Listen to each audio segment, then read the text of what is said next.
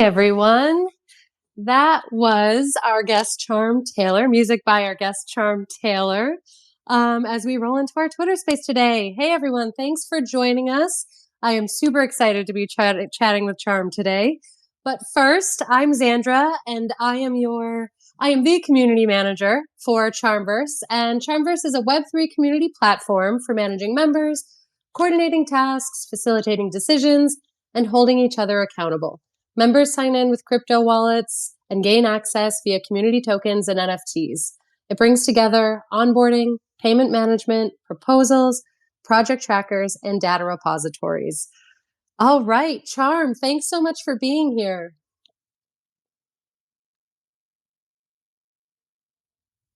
Charm, are you there?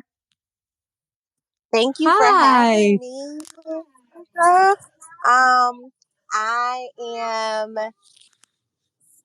First of all, can I just say, I loved coming in the room and there was a group. Oh, come on, I had to.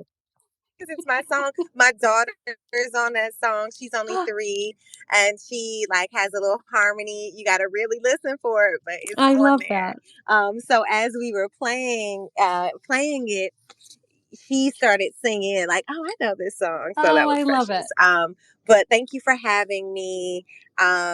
Big love to CharmVerse for being a supporter of what we have going on at For The People, and really looking forward to talking more and getting to know you more. Me too. As I was digging in for this interview, I am just so impressed by everything that you're doing. I don't know how you have the time to do it on top of being a mother. So, yeah, really excited to share what you're doing with our listeners and learn more myself. I'm going to leave and come back in because I can't hear the host. I'm pretty sure. All right, come on back. All right, let's again. Charm, can you hear me? I can hear you now. Okay, I'm wondering, it might be in my headphones. That's very possible. All right, let's try this again. Welcome. Okay, so listeners, if you're just joining us, we're talking with Charm Taylor, who is she does it all, a musician, an artist, a curator, an MC, and CharmVerse's first brand ambassador. So, Charm, again, how are you today? Well, I'm feeling good. I always recommend as a part of your self-care, just never compartmentalize, just be authentic and whole as possible. And so a part of my whole story today, y'all, is that this is the day after Mardi Gras. Okay. I am based here in New Orleans. I have been in community joy and revelry, operating at mostly maximum capacity for the last couple of days, following our big festival here in New Orleans. So I'm feeling good.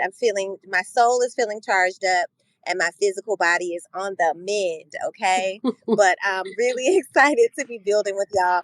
I'm actually on the road, headed to be with my sister. She is pregnant and today is her birthday. So we're going to go up and bring her flowers and spend some time with my big sister. So she's a 222 girl. So that's all in all. And I just had some time spending with Diamond and Shira's space before this, building with some amazing and hearing from some amazing women, melanated women in Web3, and glad to see when the space highlights creators, Black women creators, Black people creators during this time, always, but especially also just, acknowledging that this month is Black History Month, and CharmVerse has their y'all's finger on the pulse of that. So thank you for having me here as a new Web3 founder, but an experienced multi-founder outside of Web3. And I've been, really enjoying experimenting with the CharmVerse tools to engage my community. So, yeah. Well, we love to hear that, and we're happy to show support in any way we can. You are doing amazing things out there, and like I was saying, digging into some of your story, it's just all very impressive, and I really don't know how you have the time to do it all. And I was saying earlier when you couldn't hear me, on top of being a mother, so it sounds like you've created a lovely balance for yourself. You're having a great time today. Congratulations to your sister on the baby, and happy birthday to her. Um, I've listened to your music, I've listened to your Twitter spaces, so I feel somewhat familiar with you, but I'm really excited to dig in with you in person and learn more and share it with our listeners because it's really inspiring. So you already said you're calling in from New Orleans and you're based there, correct?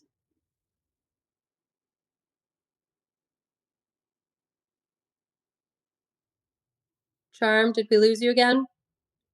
No, I'm here. I didn't know Okay. that was your question. Yes, I'm based in New Orleans. Yes. You're not originally from there though, right?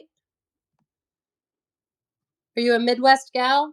I was born up the river in St. Louis, Missouri. That is correct. And I came here after I graduated college, which was right after my junior year was Hurricane Katrina, and so I came here in community to restore and respond to the needs of the people here on the ground as a global citizen. And when I was here, really was embraced and felt very connected and resonant with New Orleans. And it began my repatriation to the South, where many of my folks are come from, especially the Delta.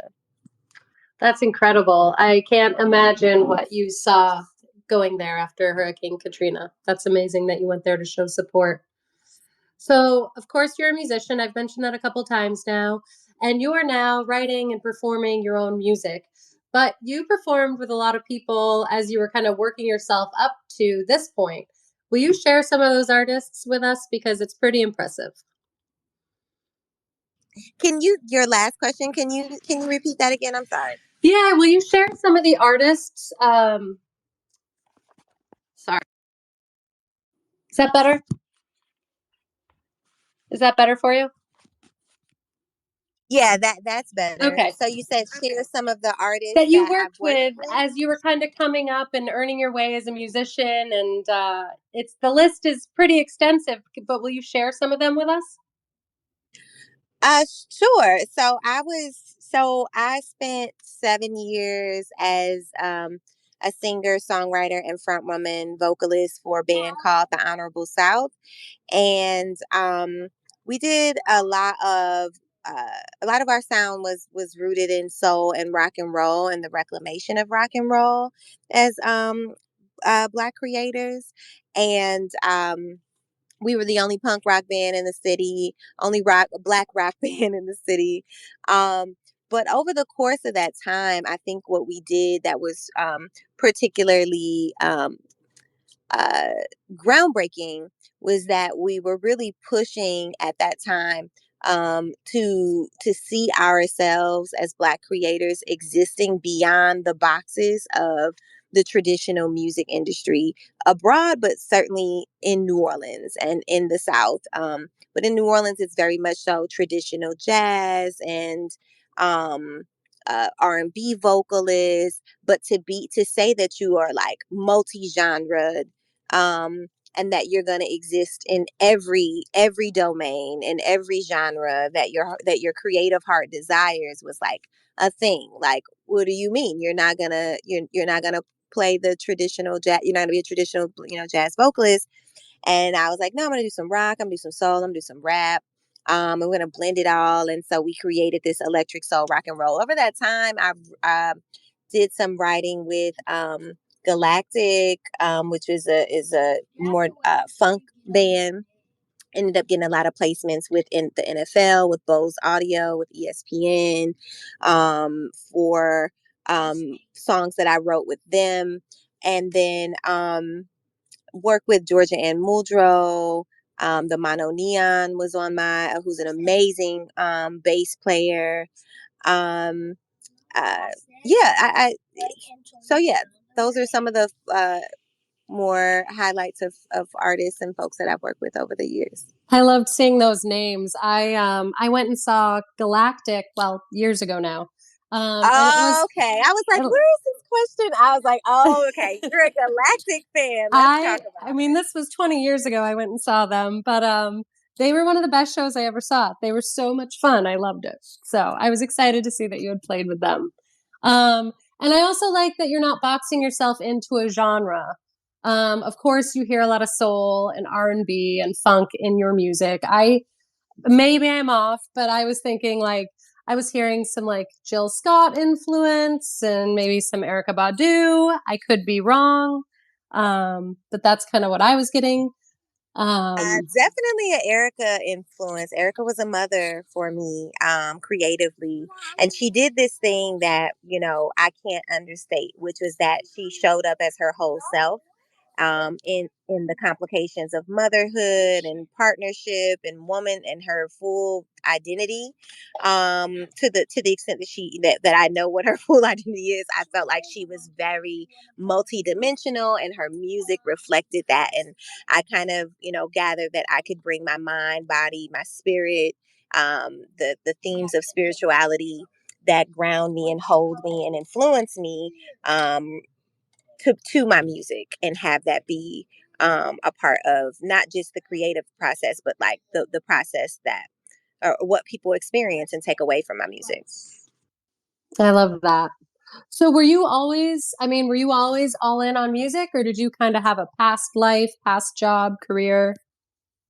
So I've always done both. So that's the thing. When I was so when I was in the band here in New Orleans, in the Honorable South, and I have, this is a funny time, funny story when you bring up Galactic, because it makes me think about this transition time for me.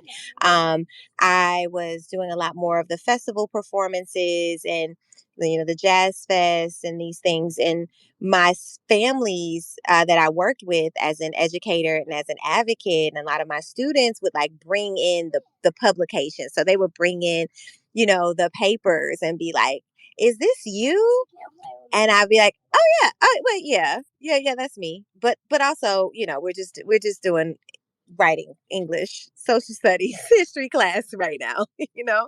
And I think around the time that I started to be a part of, the founding of schools here in the city and the founding leadership of schools, and it was around the time I also was more unapologetically forward and transparent about myself as a creator, because at that point things had just sort of grown and expanded, so I couldn't hide, wasn't necessarily hiding it, but I'd spent so much time trying to like keep everything in a pocket, you know what I mean?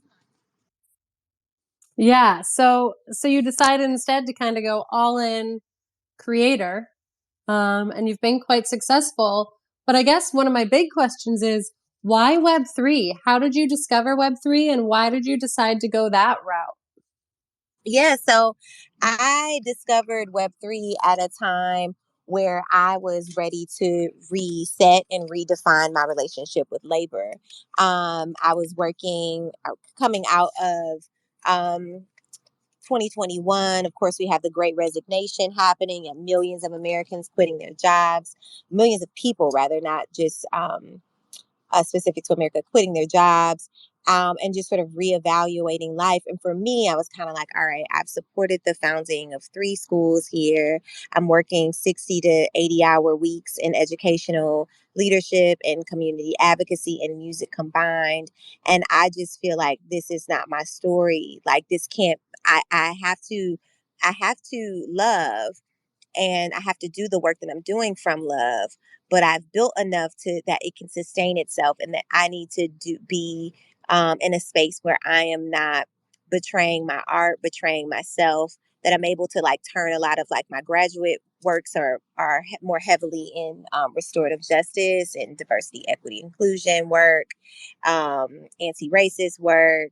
Like, how do I turn all of that love and education and restoration in on myself inwardly and in my family structure and in my children?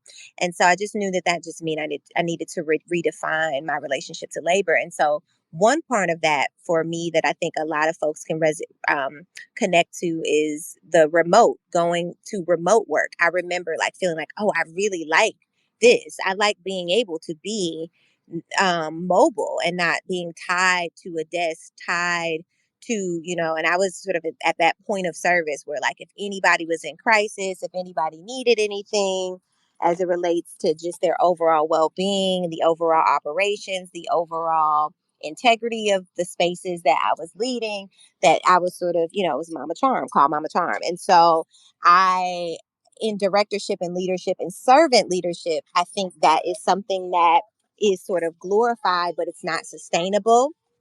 Um, and so Web3, I would came at that sort of internal moment for me. And then externally, I was putting out my full-length album, She Is the Future. I released it October 2021, the fourth quarter of 2021. And was feeling really excited to like do this, to perform. I'm a multidisciplinary, so like building out installations and like having folks really feel immersed in my world or the world of the music is really important for me. And I was performing and had one such exhibition here in New Orleans at the longest projection mapping festival. It's called LunaFet. And so it combines like, light and music and art, and tech. Um, and I'd been brought on to build out and perform in that space. And so I was, and then the visual artist who brought me into Web3, her name is Monica Rose Kelly, and she's the co-founder of the People for Public Art, which at that point had recently, this board had voted and decided that the NFT space and Web3 space is public art domain. And so she which I think is a really interesting thing to as we think about governance, IRL and URL and those spaces meeting, um, is sort of interesting to think about. But yeah, so they had voted it's a yes, and I was performing, and she approached me and just said, "Hey, I think the art that you're doing is amazing, and I think we should turn this into you should turn this into an NFT. This should be NFT." And I was like, this is the second day of the festival, and I was like, "What's an NFT? What do you mean?" And so she's sort of in the ways that we were combining digital art and art immersive and music. She just felt like would make a really good NFT, but I had no idea what it was, and she was super passionate about it, as we are. And that we're coming upon a year ago, which would have been my space anniversary. So ETH Denver makes 1 year for me in the space. She taught me about Web3, and then we applied to exhibit the same art that we exhibited at LunaFet, with some changes to ETH Denver, and we installed in the ETH Denver Maker space, at the fifth floor of the Maker's Castle, and we built out this sound healing apothecary, and where one space was uh, a meditation space, and which was actually a IRL experience of an experience that was inside of a music visual of mine, which was one of the first things that I minted. So we built out the meditation space that was in the music video. And then in another room, we built out an apothecary space where folks could learn about plant medicine and sustainability and why it's important. Mecca and Malcolm, you got to find peace of mind right now. It's got to be a peaceful thing, whatever's happening. Okay, you don't need that part. That's not the straw part. That's the trash part. You want to hand it to me? She gave it to me. Okay, hand it to me. Thank you. So yeah, so we one space was an apothecary, and in there we were talking about plant-based medicines and why it's important to onboard the matriarchy and matriarchal practices, because they teach us how to nurture and sustain, and so that it couldn't just be just tech and work and grind and shill, but that it needed to be grounded, purposeful, meaningful, sustainable, right relationship with the people behind the tech. And so, yeah, I went into that experience thinking like, okay, if this works the way I think it's supposed to work, I should be able to perform in this installation, right? And similar to me, like having a merch table at at a festival or concert, I should be able to share the NFTs that I have, in addition to the She Is the Future shirts and the vinyl and things, and someone should collect it, right? And that's what happened. That's exactly what happened. Someone minted. I met my first collector after that Eat Denver show. And Gary, his name's Gary, and Gary minted a music video NFT that I had minted on Zora after using the meditative utility. And then he and I started building on social impact and NFTs. He's like, was very much so interested in restorative justice and my visions for how blockchain tech can actualize real life impact. So that's about a year ago to now almost. Yeah, with ETH Denver happening next week. Are you going to ETH Denver again? I'm not going to go this year. I have some other things that are right in front of me, Okay. but I do have community that'll be there. I know Diamond will be in the building. I encourage folks to follow UVR if you're not following the Underground Violet Rave, Future Surf Radio. Those are a lot of the music communities that are home close to my heart, and so I know they'll be in the building, and then NFTCLT, Diamond Doll. I know they'll be in the building, and Self Love Club will be in the building. So plenty of my people. I feel like wherever my people are, I'm there. So plenty of Great. people. That's great. I really like how you're talking about this. You need to have, along with the tech and the shilling, you need to have that grounded, purposeful, sustainable action as well. And that's really beautiful and so important. And I know something you're also working towards, which we will get to that as well. But I also really like sharing this with people because I think when people immediately think about Web3, they're not thinking about the artists and the musicians and all of that kind of thing. They really are just thinking it's tech and crypto and all of that. So I think opening people's eyes to that is going to be another great way to onboard more people into Web3, a space that can seem a little scary on the outside.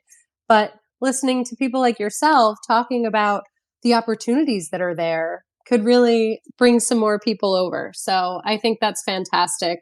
And also, I think a lot of people, when they think of NFTs, and I think we're growing now and we're learning more, but it was always like, what's an NFT? It's just a digital collectible. They didn't realize that you could have a track of music as an NFT. So really a game changer. And so let's talk about sound.xyz, where you have some of your music NFTs available, and tell me how that works.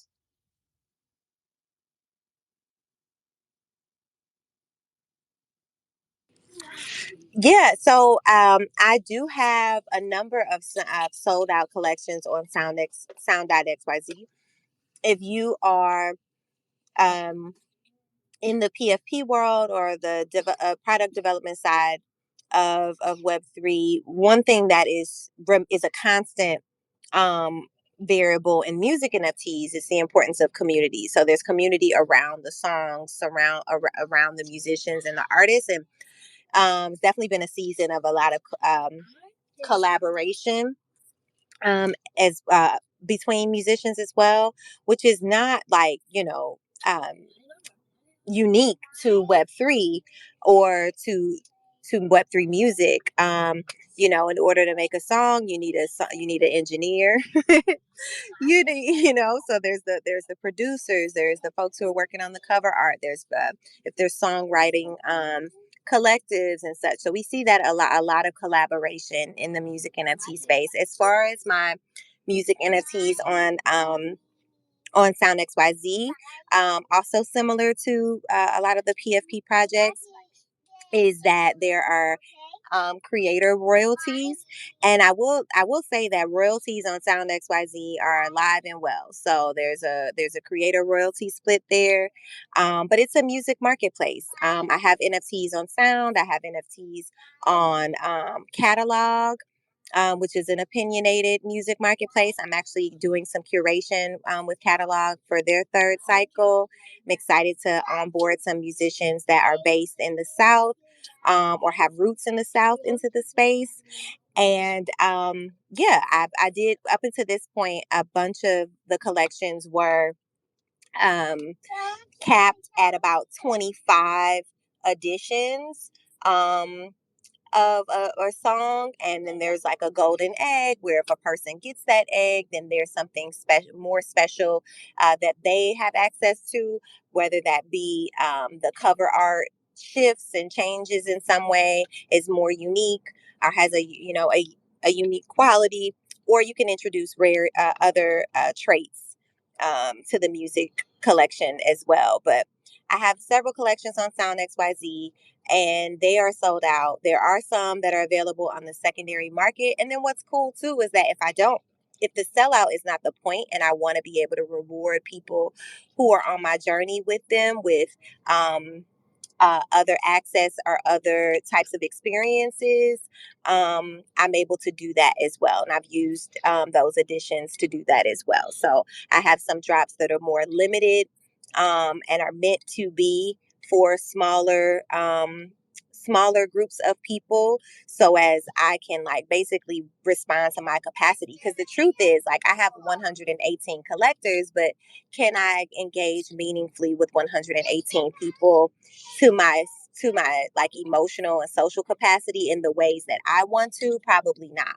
But can I create experiences that allow me to, and allow my family, FANMILY, like my family, to connect with me in new and engaging ways? Yes. So I've been really experimenting with new distribution models by partnering with folks like Sound, Catalog, um, Zora, the number of music NFTs out on Zora, and then eventually I'll be looking at what does it look like to build my own marketplace.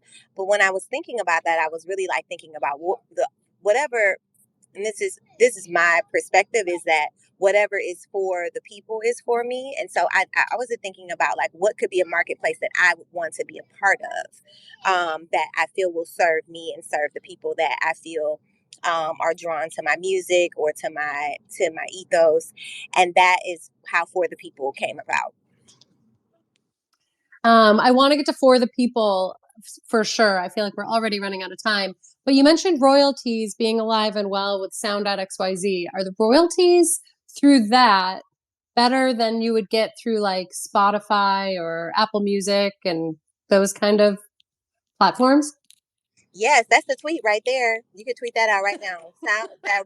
That creator royalties are alive and well at Sound.xyz and in music NFTs. And I think that when it's important to have the discussion about creator value and artist value, because I think I was alive and well during the time of a many different types of platforms that have been built on the backs of creators, or that were sort of touted as the next big thing. And so I remember uh, platforms that are more subscription model. You pay the platform, and the platform sort of promises you distribution. And we're at a point where like something like Spotify is sort of saying, hey, there's discovery here, there's distribution here, and it's sort of built into the fabric of how people get their music out there. But what they don't tell you is that literally hundreds of thousands of people release their music on there every day, and that unless you have the budget to really push your music up to the top of the algorithm, or to their up to the top, and pay for the playlistings, and pay for the visibility, um, that you would sort of exist in what's the a pool, a giant pool, where everybody's waving their hands and saying, listen to me, maybe listen to me, or listen to music that I like." And I think that I think I think that there's so much that to be said about music discovery and free music, that I just think it's time to shift the conversation to music as a public good, because that's what everybody know experiences music as, whether we think about it like that or not. When we talk about the value of a song, we're talking about emotional value,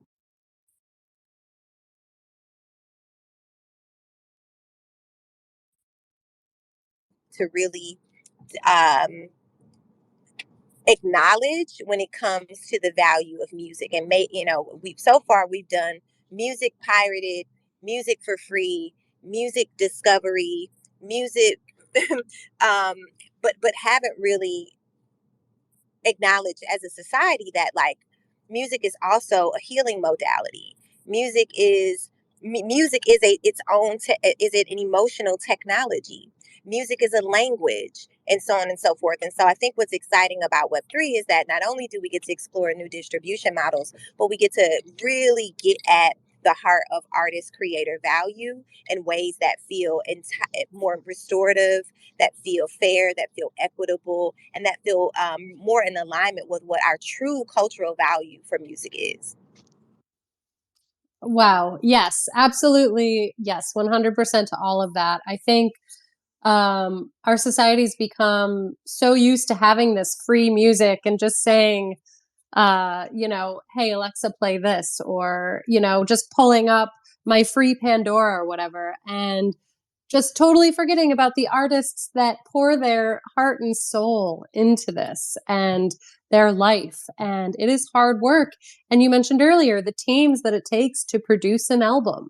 Um, I am friends with a lot of musicians. I am married to a musician. And so I totally feel you on that and see the work that goes into it. And I think it's really important that they are valued and are able to monetize this content. And I really hope Web3 gets us further down that road. So I only have you for like another 10 minutes. So I really want to make sure we jump into For the People. So For the People is a DAO that you founded. Tell us what For the People is about.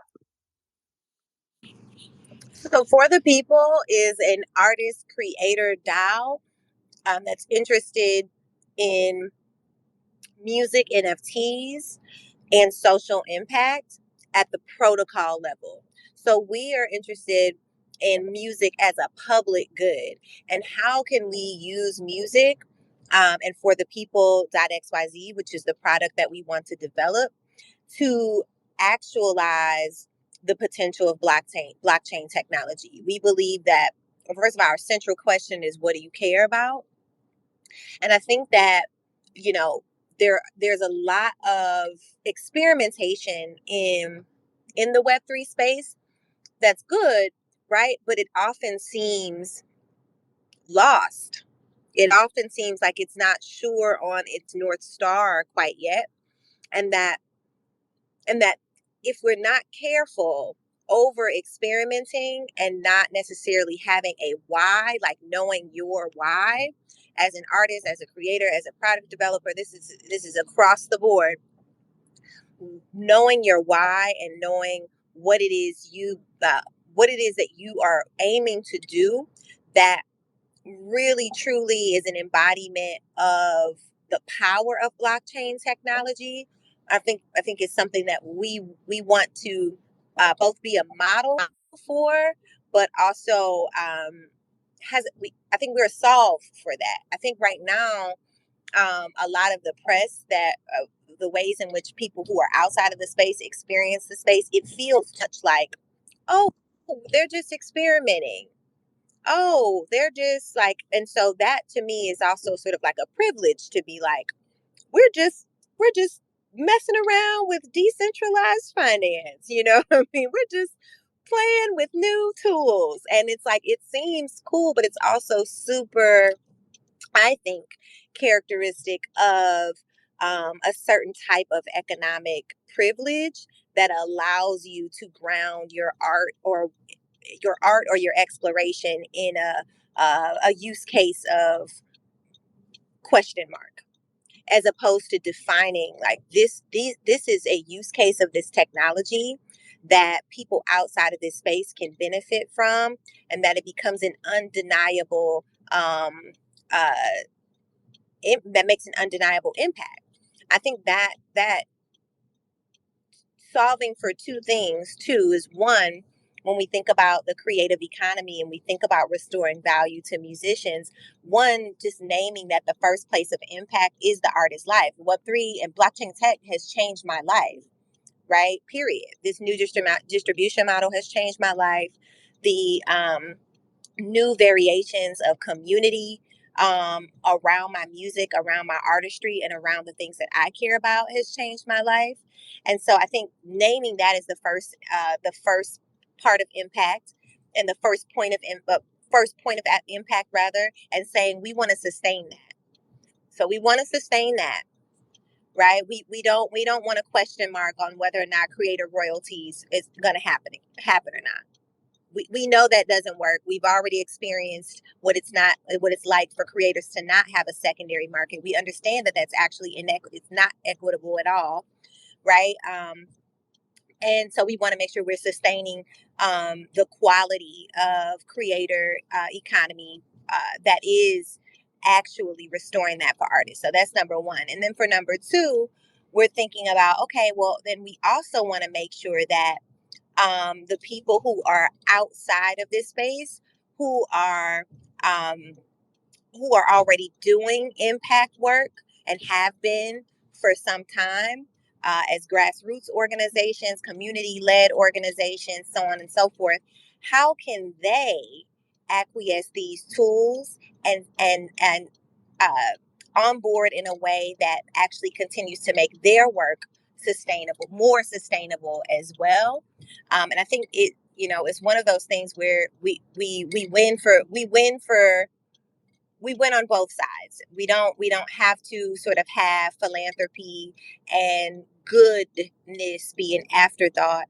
Um, we can actually build that into the fabric of the protocol, and we don't have to take that from the artist split, right? We don't have to say, oh, you want to give to a charity, okay, well, we're going to take that from your cut, right? Then no, we're abundant.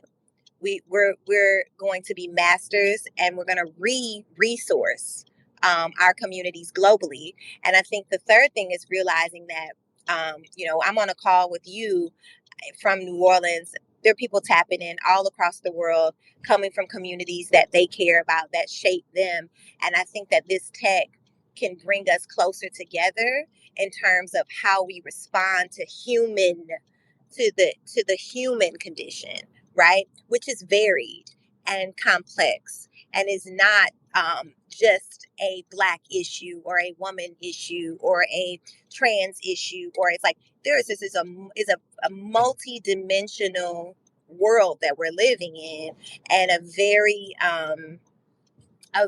rich ecosystem in and outside of Web3. And how can we get closer to one another's stories, get closer to one another's experiences, so as to better solve our issues together? I love how you're talking about this, the whole use case of the technology, kind of deciding what this is going to be. And you did just that. You utilized this industry to impact not only your life and get your music out there, but now to be helping other artists utilize this industry in the same way and build their lives in a similar way, and kind of mentoring them to do that. And you also mentioned, helping people outside of Web3 use tools to onboard people, which is a great point because, like I said, Web3 can seem a little scary initially when you start learning about it. And so for the DAO is using CharmVerse, which, again, for anyone late joining, we are a Web3 community platform. And we have all sorts of capabilities, but we really will also want to help people on board. And we very much want to support creators and make it easy to get their brand out there and build their community. So I'm curious, what are some goals for the people in 2023, and how do you think CharmVerse will help you attain those? Well, number one, I wanted to thank you for having me. I know we're cutting it kind of close, and I want to honor everybody's time. I want to encourage everyone to check out my pin tweet. And on that thread, there is a link where I talk a little bit further about For The People DAO, and I talk a little bit more about For The People XYZ. There's a link to our call to action in that thread as well, which we published on Mirror in December. And in that call to action, I talk more about like my story. I kind of give like my resume and the things that sort of have led up to this moment. And I also highlight some artists that have shown us across over the last year, not only, how beautifully they create music, but also what they care about. And so there's some proofs of concept for sure for people who just embody this, and that artists do want to move this way. And oftentimes artists are the ones that are serving are in servant leadership or in community led work, and really rooted, and have their, I think again, have their hands on the heartbeat of what humans are enduring. So I invite everyone to read our call to action, to collect our call to action as we work to build our treasury, to fund the building of this marketplace, which I think we feel inspired to continue to use. Some of the tools that are serving us well. I'll talk now about CharmVerse as a tool, but also, there's tons of products in Web3 that have been built using open source tools. And so, I'm inspired with the way that sound has moved. Zora's API is always just ever evolving and forward. And so I'm interested to see, as members, which tools we decide, which open source tools we decide to incorporate and to integrate into our marketplace. But in terms of CharmVerse, it has served us one in building out our member profile. So if you are a member for the People DAO, I encouraged everyone to, become like knowledgeable of the call to action, build out a member profile, review the different roles, to see again what are the things that I feel like I'm already doing and would do well, or what are the other hats that I might wear as an artist. I may be an artist curator, I may be an artist educator. So we have a bunch of artists that members who are interested in doing being a part of the Web3 education part of what we have to do as we work to build with organizations who are not yet in Web3, but that, of course, by partnering with For The People XYZ, they'll be able to have their organization be featured as a collaborator with a musician. So I think we'll continue to utilize CharmVerse in that way. I think I like the proposal builder is kind of a new space. So we have a meeting on Friday, and we'll be talking a little bit of housekeeping, and that's one of the things that we want to lift up on the agenda, is to think about proposals for which creator tools and APIs that we have found as open source tools to be most helpful, and which ones we could see ourselves building with as a DAO. We had a meeting with Reveal, thinking about partnering with them on the financial accountability side, and everybody seems really excited about that. So I'm most interested in currently interested rather, in CharmVerse's proposal builder. And I think also in the onboarding process, I found that a lot of folks who were already familiar with Notion really were able to like move through the workspace much more efficiently. They felt like it was a familiar workspace. I like the embeddables too. And the polls was a feature. But embeddable polls has been something that was, again, very quick, very efficient, very user friendly. So I know we're getting close, so I'm trying to synthesize as much as I can, girl. I know. I totally get it. And I also don't want to take up too much of your time. I very much appreciate you shouting out CharmVerse and letting us know how you're using it. But I also really want you to be able to go enjoy your day with your sister and celebrate her. So, listeners, Charm is doing so many amazing things. Please click on her PFP, give her a follow. From there, there's a link to a website, and you can learn more about Charm and her amazing life, as well as For The People. So please go check it out. It really is an amazing organization. Also, go to sound.xyz and find Charm on there. Mint some NFTs. You can find her music on all different platforms, from SoundCloud to Bandcamp, Apple Music, Spotify, Amazon. But we were just talking about royalties, and we want our We want to value our artists. So yes, go check out some of the music, see what you're listening to, but go mint some NFTs. Charm, you were an absolute pleasure. I feel like I could talk to you about what you're doing for much longer, but I really want you to go enjoy your day. Again, happy birthday to your sister, and thanks for her lending you to us for an hour. Thank you so much. I appreciate all of y'all. Please show some love to my pin tweet. And please, my DMs are open. If you are someone who is on the product development side and wants to know more, that's another piece on our agenda is building a dream dev team. So I'm always interested in learning more about what folks have going on. And join us tomorrow, 1:00, girl. You are invited, 1:00. I invite y'all to just check out my TL. My pin tweet shares it all. Thank y'all again for being here. I got about another 45 minutes till about an hour and 10 before I arrive to my destination. So I'm gonna play some good music and look forward to y'all to connecting with y'all soon. Well, safe travels. Thanks again for your time. Listeners, go check out Charm Taylor. And Twitter at Charm Like Magic in case you missed the PFP. But thank you, Charm. Have a fantastic day. Happy birthday to sister. And enjoy. Go crush it out there. Bye, everyone. Thanks for joining us.